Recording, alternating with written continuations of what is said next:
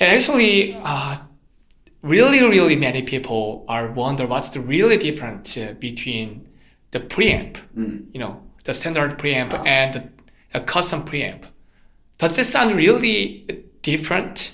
They are actually, so what I'll explain is that the standard preamp they're both made by Mike Pope. Mike Pope makes both products for us. The standard preamp is based on the FlexCore preamp, which is what Mike Pope sells privately. But some people who already bought the FlexCore are saying that there are some of my friends who are working on this kind of electronic things for bass guitars, and they said that even though the standard is based on the FlexCore, they said that there's some difference between a Fodera standard FlexCore and the Mike Pope's FlexCore. I'm not technical enough with the FlexCore to tell you exactly what the differences are, but I'll explain it from the way I understand it. The first preamp we used from Mike Pope was that one. Was the custom preamp. Yes. Which Mike Pope developed with Joey and Vinny. Built it, customized the entire circuit. It's a very specific thing. Only we have it. When we started doing the standard, we wanted to use a preamp that we could use in a lot of different ways, more flexible. So what Mike did was he customized his existing parts, his FlexCore preamp, to sound as much like the standard preamp, a custom preamp as possible. So the parts that are used on the standard preamp are the same parts as the FlexCore, but some of the frequencies are different than he ships them out. So they sound a little different, and they're, comparing the two of them, they sound very similar. The big differences are that you have different options on them. So on this custom preamp, you have more ability to modify frequency centers using jumpers, using little plastic jumpers that you can install instead of soldering. There's no soldering. But you can change the frequency. You can change the function of your mid switch, or you can change the center frequencies for the bass, the mid, the treble. There's a lot of customization. On the standard preamp, you can't do as much of that, but you can do things that you can't do here. Like you can do a dual mid-range. You can do a 4-band EQ on the standard preamp because it's something that you can do on the FlexCore. So any modification you can do on the FlexCore, you can do on the standard preamp. Yeah. So it's a very flexible, very modifiable circuit. It just has some different modifications available than the custom. And I just want to know that the setting for this standard preamp is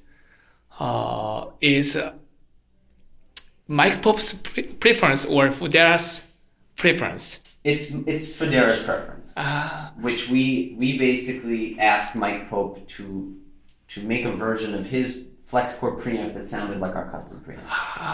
Because this preamp is the one that we modeled that one on. And Mike Pope is, it's our preference and Mike's preference. He's also gives us feedback. If he thinks it sounds bad, he'll tell us. But he's always saying that his ear is really nice. So he's got a great ear. Mike has one of the best ears in the business. So he's been a huge part of our sound for a long time. And so him and Joey have worked together, and the idea of this one was to give us a preamp that was similar to that in terms of sound, but could still use the parts from the FlexCore. So that's what that is, yeah.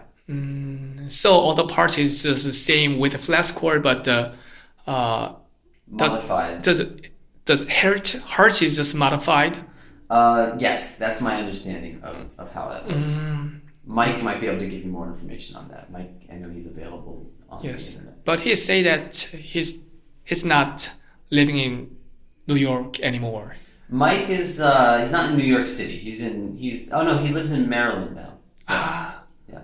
It's around 4 hours. This about 4-hour drive. Yeah. Okay, so let me try this. Play some more, and okay. I'll leave this in here.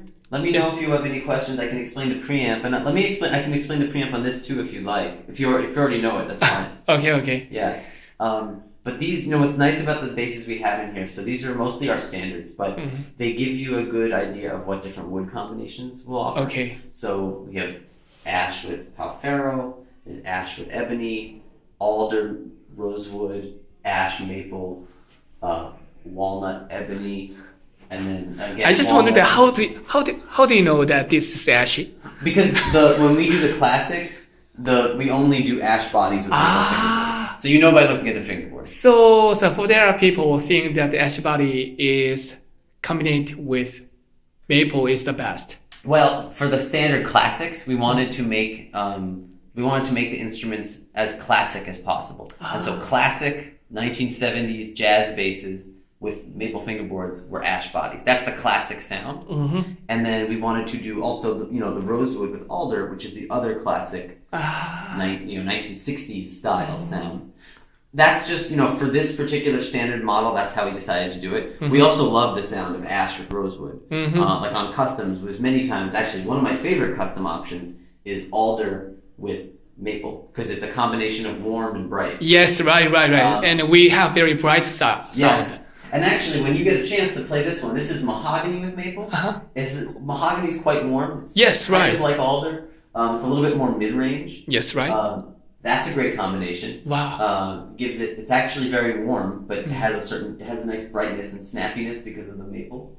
What else is there in here? We've got the different yin yangs. This is actually the same combination as this, except for the top wood. But it's alder with ebony. You can compare this sound to this one, which is walnut with ebony, all with EMG pickups, which will give you an idea of what that does.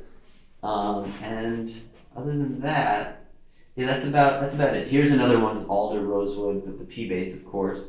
But yeah, these are, and I can leave this in here too. I'd be happy to let you play this one. The only thing I want to mention is that this bass this is here for a refret.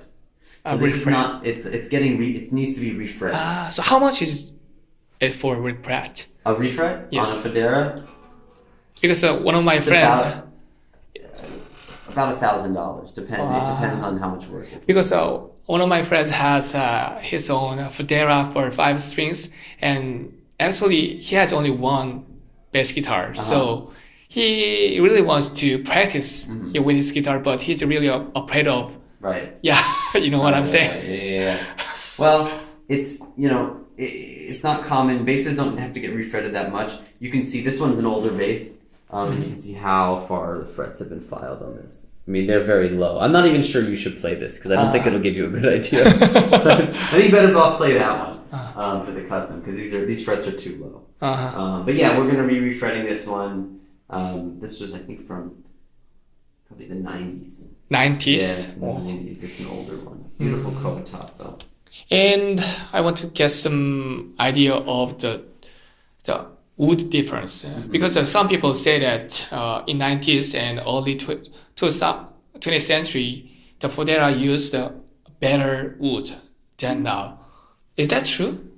No, I mean what's been available has changed over the years. It's not different woods are available at different times. We're not necessarily able to get all the same wood as we used to get. So, for instance, certain types of mahogany are no longer available. Honduran mahogany is not available anymore. We used to have that. Honduran mahogany is not necessarily better than the mahogany we use now. It's different. It sounds a little different. It was brighter. The new stuff is warmer. We feel that the instruments we're building now are better than they've ever been. But I understand if some people preferred some of the older woods. That's just the way that wood works, though. Not everything is available forever because it's all limited in the world. Okay, I understand that. But please, go ahead and play some basses and take as long as you want. I don't think my other appointment's coming in today, so take as much time as you need and let me know if you have any questions. Okay, thank you so much. You're very welcome.